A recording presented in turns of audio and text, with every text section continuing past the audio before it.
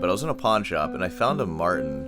Spoiler alert, I went ahead and bought it. This guitar right here. So let me go over a few things with it. First off, it's seen better days. I started playing it and the thing that I noticed about it is how freaking loud it is.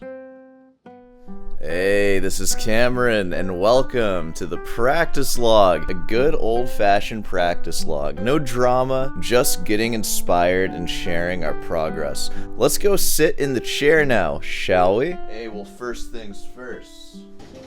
It's time to get drunk. I'm just kidding, no getting drunk from me. That is some old sore hand stuff that'll probably never come back. You know, as I'm rebranding to something more family friendly, it's just not an option. I'm gonna be a college kid pretty soon. Yep, just a college kid. Turning 27 in a few months here. I'm still 19 at heart though. I still play guitar all day and I'm a loser. Let's jump right into it. Well, first off, I was at a pawn shop the other day and I found a Martin guitar, which usually I like poop all over Martin or like any guitar brand that's not like a guy in his garage. You know, because I'm an elitist. I play handcrafted instruments. What can I say? Like this one right here. Boom. Timothy Stice. Which, by the way, that guitar, that's a single top spruce, and that's what I've been playing, and I really like it. But I was in a pawn shop, and I found a Martin. Spoiler alert, I went ahead and bought it. This guitar right here. So, let me go over a few things with it. First off, it's seen better days. But, things that struck me about it, it has like a pretty raised neck. It's about as raised as my guitar, which is pretty surprising. Like, you don't like see that every day. I started playing it, and the thing that I noticed about it is how freaking loud it is. I think the tuning machines are a little old, so there's some like rattling in them. That's an easy fix though. You can just change them. They look old.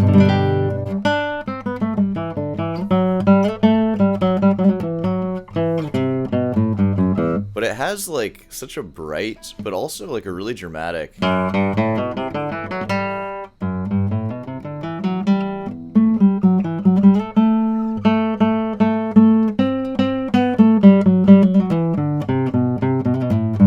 It just sounds like a lot of guitar, like especially it was listed for 1,250. I haggled them down to 1,000 though. I bought this for a student because I was in the middle of a lesson with one of my students, Barry. He's actually been on the show before. If you look at my guest playlist, you'll see the guy. It's the one that says 25,000 because that's how much he paid to be on the show. Because you know it's an expensive show. You can be on the show too if you want to pay $25,000. But I was just telling him about this guitar in the middle of the lesson, and you know he's been playing steel strings his whole life, and he was like, like Cameron, I want that guitar. Like, you said it's a good guitar, like you were thinking about it, and it's a Martin. Martin's like his favorite guitar brand. I'll actually read everything in there. It's C.F. Martin & Co. and Thomas Humphrey. I don't know who that is. Guitar makers, designed by Thomas Humphrey and handcrafted by C.F. Martin & Co. in Nazareth, Pennsylvania. And I believe this guitar is from 1998. Yeah, so like in the middle of the lesson, I went back to the pawn shop because I live like right next to it. I go in there periodically. And I just started playing it a bit more, and we picked this thing up. And I bought it, so he's gonna swing by at some point and pick it up, and it'll be in my possession until then. And I think for him, especially because he plays folk music, this Martin, it's kind of like a hybrid between like a folky like steel string guitar. Like it's really reminiscent of my Gibson steel string that's up there, of this thing here, which my god, look at these doodles on it. Try to decipher that. This is a Gibson from '67, I think.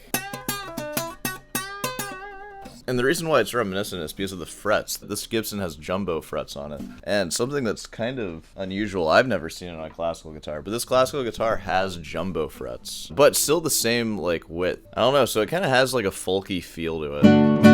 And another thing that's cool is it actually has a piezo installed into it. And the piezo works, and it sounds great. So there's no, like, controls or anything on it. The only evidence of it is just this nut right here, which is actually kind of cool because now you can play Brandon Acker style with the strap if you want, and you can like play like folky like open mics and gigs and stuff with it and still use it as like a pretty legitimate classical guitar. And I was inquiring about details of this guitar, and they kept saying that it was a spruce top, and I was like, there's no shot that this thing is a spruce top, like obviously, like it's clearly a cedar. And then it came out like as they were reading the description, apparently it's a double top and it's spruce and then like cedar on top. I don't know what goes into making a double top. I know that they're like generally more expensive just because there's more that like goes into it. So like the likelihood of this guitar like being actually a double top, I feel is a little questionable, but I kind of believe it just based on how loud it is and how it sounds.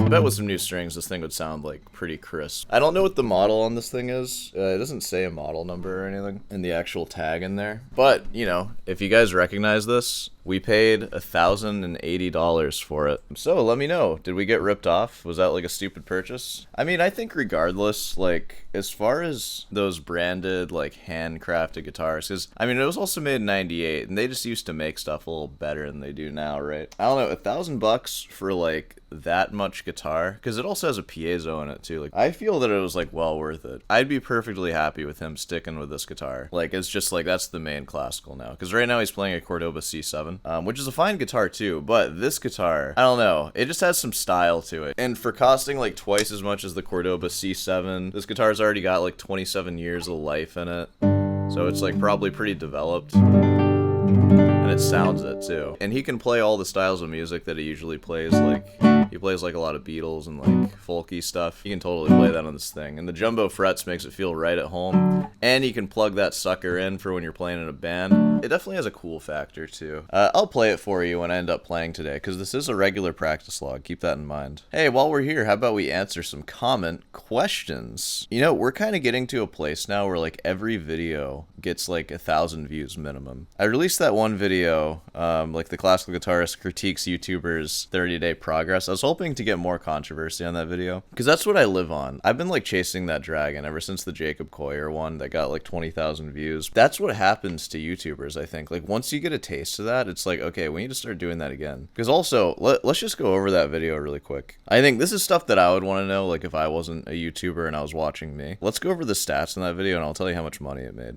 And I think that'll show you like why I would want to keep chasing that. Okay, first off, from that video alone, it has gained me 380 subscribers. That's a lot. That's 10% of my current subscribers, like just about. Like imagine just clicking an upload button and my channel just grows 10%. Just boom, 10%. Like that's pretty big. Yeah, 2,200 hours of watch time. So like I captured attention for that long. 19,400 views. It's coming up on 20. It's getting there. And that video made $65, almost $66. Like that video for editing and also filming, it took me, we'll call it 6 hours, and that's over the 2 parts. So that's only part 2 that we're talking about. So really like 3 hours in total if we're cutting in half. It took like 6 hours for both videos. If you're looking at the money just from that video, we're talking about like a little over 16 an hour, which is like, that's a job. Like I'm fine making that for like making YouTube videos. Yeah, so we're chasing that. So, you know, like every once in a while, like every week or so, I'm gonna try to put out a video that is going to be like controversial and like a little bit like fighty and a little bit toxic, just to see if I can get people to hate me for a day. And in that, I will enrich myself and make myself more popular ultimately. Yeah, what do you guys think of that? Does that sound pretty noble to you? This whole thing is just an experiment anyways. I mean, if you're watching this video, you're probably actually just interested in watching me and just watching my journey. So that's part of my journey. I mean, that's an undeniable thing. I want that 100,000 view video. So I'm gonna try some stuff to try to get it. And when it happens, like, I mean, if it's anything like that one, we're looking at like hundreds of dollars, like 10,000 watch hours, which is insane. 100,000 views, which is also insane. Anywho, let's maybe look at a comment on that and see what we got. Oh, this is actually a great question. This was left on the video because I sort of poked fun at her for like bending her finger like that while pressing on a note. I'll actually use the old Martin here.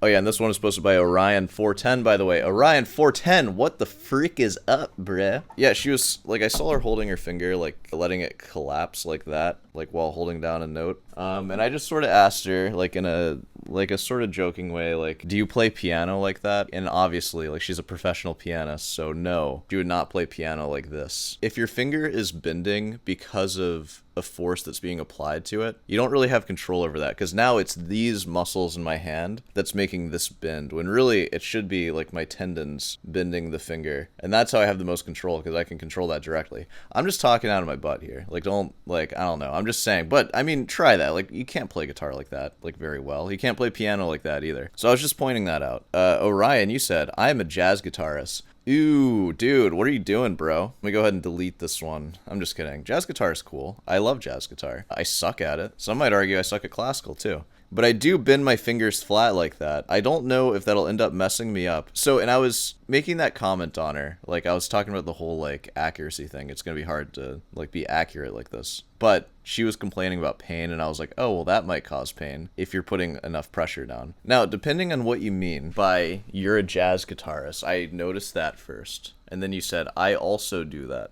I assume that as a jazz guitarist, you're not talking about playing scales like this. Where if you can see, like that. I assume what you mean is you're playing like your minor 7 chords by like letting your fingers bend like that. Because I do think that that is fine, and that's like a jazz thing. Like in classical, you would never do that. You know. But I actually do it because I came from rock and jazz roots. So like when I play stuff like I'll do stuff like that, like where I'm actually bending my finger that way. You don't have to do that. It's just something that my fingers are able to do, and they feel comfortable, like when barring. I can lay them down really flat like that. I don't think that's a big deal, especially doing it in like short bursts just to like get some extra notes.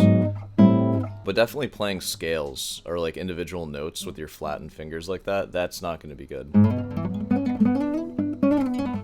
Like I couldn't even imagine doing that, because there's no way to do that without putting down extra pressure, because you're already putting your finger down. For your finger to bend like that, you now need to apply more pressure. And it's like, why? Why not just keep your finger rigid? Sometimes going up here, my fingers can bend like that. Like when I play that, my finger does bend like that a little bit. But it's only when I'm up there. It definitely doesn't cause me excessive physical pain. Any physical pain? But I also didn't used to practice as much as I have in the past few years. But I don't want to look stupid with a guitar on the wrong knee like a classical guitarist. That's true. You know, as far as like holding the guitar goes, definitely the coolest way to do it. Like, there's nothing more bad A than like playing a fugue on your right leg or something. Like legs crossed, cigarette in your mouth. So I was in the pawn shop. I felt like a cool guy. But yeah, anyways, hopefully that answers your question. So in conclusion, it's fine, probably. Don't worry about it. If you're playing chords like that, don't play individual notes like that. That's, you're gonna be better not doing that. That's enough comment questions for now. I think we've talked enough today. I'm gonna actually practice now, and I'm gonna turn the camera back on when I'm done with that, and I'm gonna play something for you. I'll probably play it on the Martin, because why not? I'll give you the full sound of it with some reverb and all that. Alright, I'll see you in the chair.